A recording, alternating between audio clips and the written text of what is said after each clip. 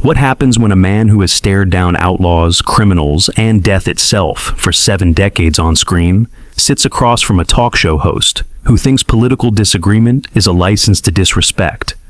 What you're about to witness is one of the most unforgettable confrontations ever captured on daytime television. The moment when Clint Eastwood, the legendary icon who defined what it means to be tough in American cinema, showed the world that at 94 years old, he still doesn't suffer fools gladly.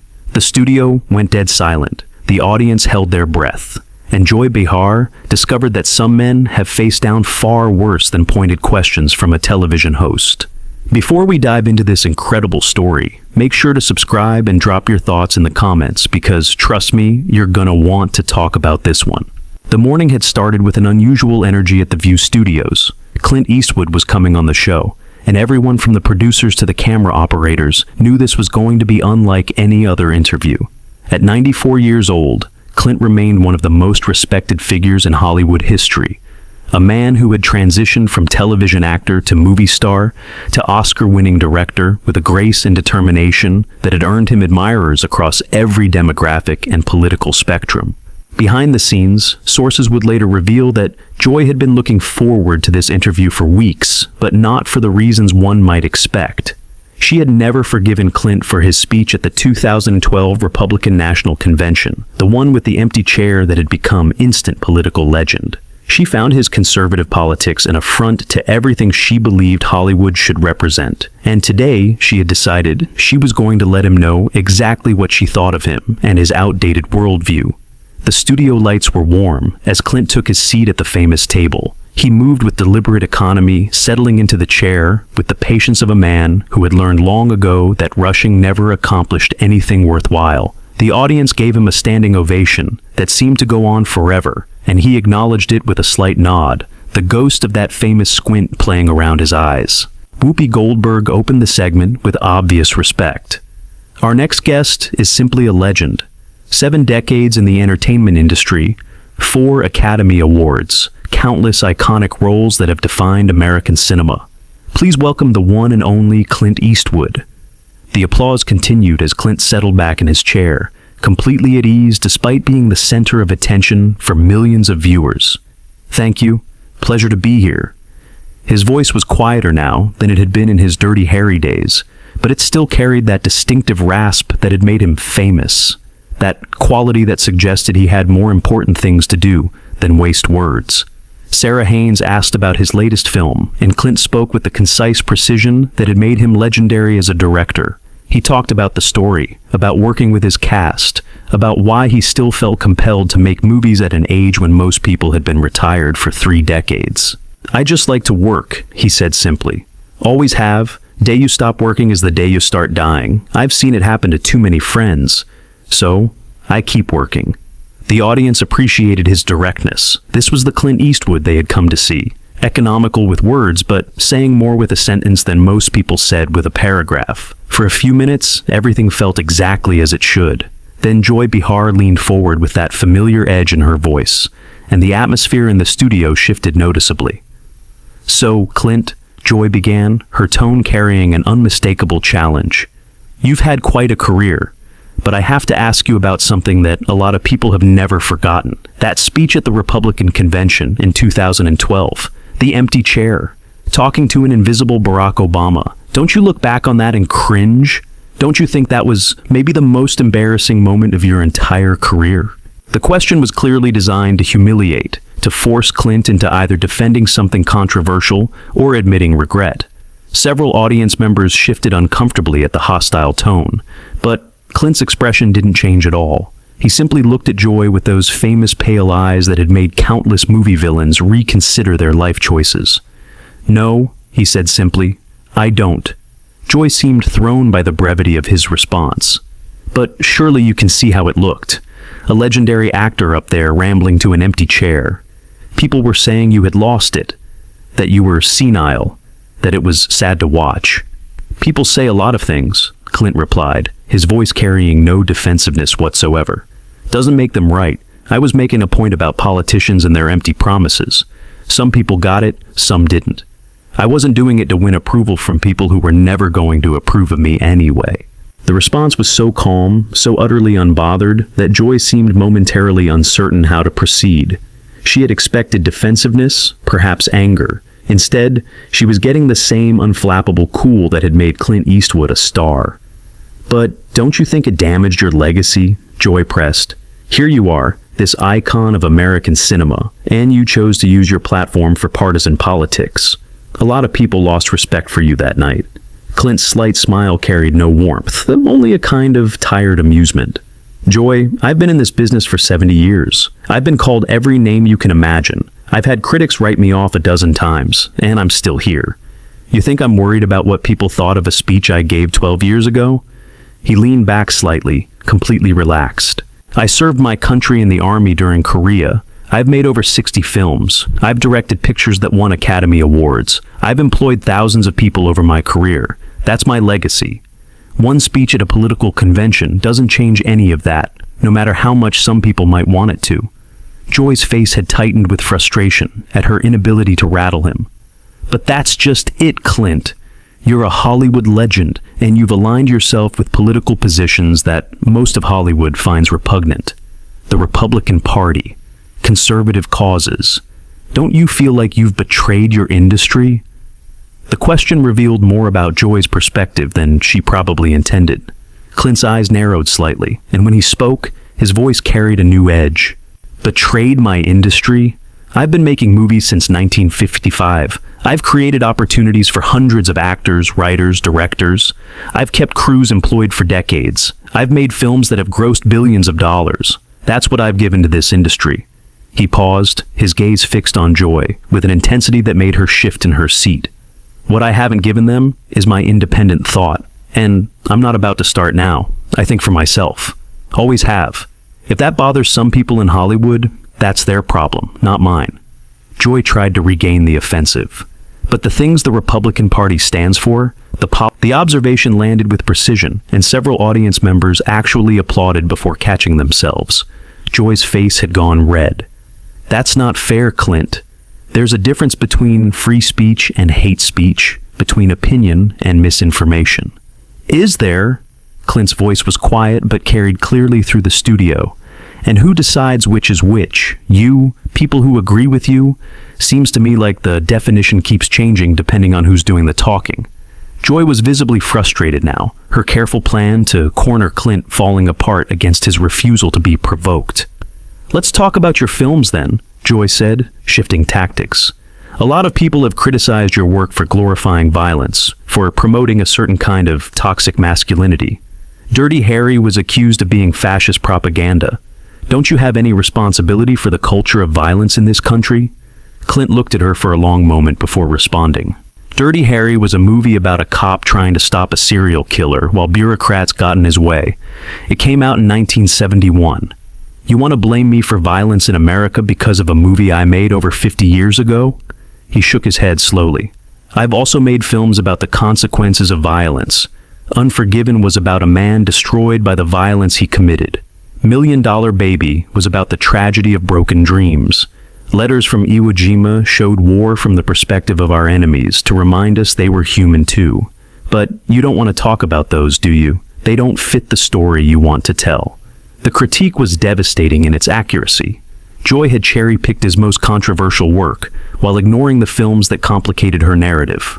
"I'm just pointing out that your films have a certain perspective," Joy said defensively. "A perspective that many people find problematic." "Problematic?" Clint repeated the word, as if tasting something unpleasant. "That's one of those words that means whatever the person using it wants it to mean. My films have a perspective, yes. My perspective. I'm the director. That's how it works. You want films with your perspective? Go make them yourself." The audience laughed, and Joy's embarrassment was visible. "You know what I find interesting, Joy?" Clint continued, his voice still calm, but now carrying an undertone of steel. "You've spent the last 10 minutes trying to put me in a box, trying to make me apologize for my politics, my films, my opinions. But you haven't asked me a single question about the craft of filmmaking, about what I've learned in 70 years, about why I'm still doing this at 94. You're not interested in any of that. You just want me to say, I'm sorry for not thinking the way you think I should." The observation stripped away the pretense of journalism and exposed the interview for what it had become, an ideological interrogation. "I'm asking the questions that our viewers want answered," Joy said, but her voice lacked conviction. "Are you?" Clint's eyebrow raised slightly. "Or are you asking the questions that you want answered? Because I've done a lot of interviews over the years, and most journalists are interested in the work. You seem interested in something else entirely." Joy tried to recover. "I'm interested in accountability. You're a public figure with enormous influence. Don't you think you have a responsibility to use that influence in ways that help rather than hurt? I make movies that entertain people and sometimes make them think. That's how I help. I employ people and treat them fairly. That's how I help. I served my country when I was young, and I've paid my taxes every year since. That's how I help." He leaned forward slightly, his presence suddenly filling the space. "What I don't do is tell other people how to think or vote or live their lives. That's not my job. That's not anyone's job, no matter how righteous they think they are." Joy seemed to be running out of angles of attack, but she wasn't ready to give up. "But Clint, the Republican Party you support has pushed policies that many people believe are harmful to women, to minorities, to the environment. How can you align yourself with that?" Clint was silent for a moment, and when he spoke, his voice was quieter but somehow more powerful. "Joy, I've worked with more women and minorities in my career than most people in Hollywood. I've given opportunities to actors and directors who couldn't get them anywhere else. I judge people by their work, not by their skin color or what's between their legs. That's how I was raised, and that's how I've lived my life." He paused, his gaze unwavering. "As for the environment, I drive an electric car and have solar panels on my house. But I don't lecture other people about their choices because I figure they're adults who can make their own decisions. Seems to me that's becoming a pretty radical position these days." The audience laughed again, and Joy's frustration boiled over.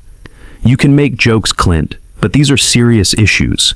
People are suffering because of the policies your party supports." Clint's expression hardened. "My party? I'm a libertarian, Joy. I believe in individual freedom and limited government. I think people should be free to live their lives without politicians and TV hosts telling them what to do. If that makes me a villain in your eyes, so be it." He straightened in his chair, and despite his 94 years, there was something formidable about his presence. "Let me tell you something about suffering, since you brought it up. I grew up during the Depression. My family had nothing. My father moved us around California looking for work wherever he could find it. I know what it's like to be hungry, to be scared, to not know where your next meal is coming from." His voice carried the weight of lived experience. "I built everything I have through work, hard work, over many decades. Nobody gave me anything. And I've used what I built to create opportunities for other people. That's my philosophy. Work hard, treat people fairly, mind your own business. It's not complicated." Joy tried one more time. "But don't you see how that bootstrap mentality ignores systemic inequalities? Not everyone has the same opportunities you had." Clint looked at her for a long moment. "I was a poor kid from Oakland whose father dug swimming pools for a living. What opportunities do you think I had? I made my opportunities. That's what people do when they want something badly enough." He shook his head slowly. "You know what I think the real problem is, Joy? I think some people have decided that disagreement is the same as hate, that having a different opinion makes you a bad person. That's not how a free country works. That's not how adults should treat each other." The observation cut to the heart of the entire confrontation. Joy opened her mouth to respond, but Clint wasn't finished. "I've been around a long time. I've seen a lot of changes in this country, some good, some not so good. But the worst change I've seen is this idea that you can't respect someone you disagree with. That's dangerous thinking. That's the kind of thinking that tears countries apart." The studio was completely silent. Clint's words carried the authority of someone who had lived through enough history to understand what he was saying. "You came at me today with a lot of hostility, Joy. You questioned my politics, my films, my character. And you know what? That's your right. That's free speech. But here's what I want to say to you, and everyone watching." He looked directly into the camera, his famous eyes holding the gaze of millions. "I don't hate you for disagreeing with me. I don't think you're a bad person because you see the world differently than I do. I just think you're wrong about some things, same as you think I'm wrong, and that's okay. That's what living in a free country means. We can disagree without being enemies." He turned back to Joy. I've made about 40 films as a director. Some were conservative, some were liberal, some were just stories about human beings trying to figure out their lives. I've never made a film to push an agenda. I've made films to entertain people and hopefully make them feel something. That's all any artist can do. He stood up slowly, his movements deliberate and unhurried. I came here to talk about my new film, and maybe share some stories from 70 years in this business. Instead, I got interrogated about my politics, like I was on trial for thought crimes. That's fine. I've faced tougher crowds than this. That famous squint returned, and for a moment, everyone in the studio saw the man who had stared down Lee Van Cleef in the Italian desert, who had dared punks to make his day, who had earned the respect of audiences for 7 decades. But I'll tell you something, Joy. The reason I'm still standing here at 94, still working, still relevant, is because I never worried about what people thought of me. I did the work. I trusted the audience. I stayed true to myself. That's the only advice I have for anyone, in this business or out of it. Do the work. Be yourself. Let the chips fall where they may. He nodded to Whoopi. Thanks for having me on the show. I appreciate it. And then, with the same unhurried calm that had characterized the entire interview, Clint Eastwood walked off the stage, leaving behind a stunned studio and a host who looked like she had just learned a very difficult lesson about picking fights with legends. The audience erupted in applause that seemed to shake the building. Some people were standing, some were cheering. And Joy Behar sat at the table, looking smaller somehow than she had at the beginning of the interview, like someone who had brought a knife to a gunfight and only realized it when the shooting was over. What had started as an attempted takedown had become something else entirely, a masterclass in how to maintain dignity under fire, a demonstration of what real confidence looks like, a reminder that some men have faced down so many challenges in their lives that one more hostile interviewer is nothing but a minor inconvenience. And as the studio fell into reflective silence, one thing was absolutely clear.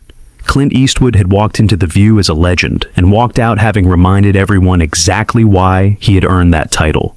Not through anger or cruelty or matching hostility with hostility, but through the quiet, unshakable certainty of a man who knew exactly who he was and didn't need anyone's approval to keep being it. The aftermath of that interview would dominate conversations for weeks. Clips of Clint's calm, devastating responses would be shared millions of times across social media. Think pieces would be written about political discourse, about respect across ideological lines, about what it really means to be confident versus what it means to be loud. Some would praise Joy for asking tough questions. Many more would note that there was a difference between tough questions and hostile interrogation, and that Clint had revealed that difference simply by refusing to play the game she wanted him to play. But perhaps the most lasting impact was something harder to measure. In a media landscape that rewarded outrage and conflict, Clint Eastwood had demonstrated that dignity was still possible, that you could disagree without being disagreeable. That real strength wasn't about dominating others, but about being so secure in yourself that others' attacks simply couldn't land. At 94 years old, he had given a masterclass in something that seemed increasingly rare, being an adult. What do you think about this incredible confrontation? Was Joy Behar out of line, or was she just doing her job? Drop your thoughts in the comments below, and make sure to subscribe for more stories that will absolutely leave you speechless.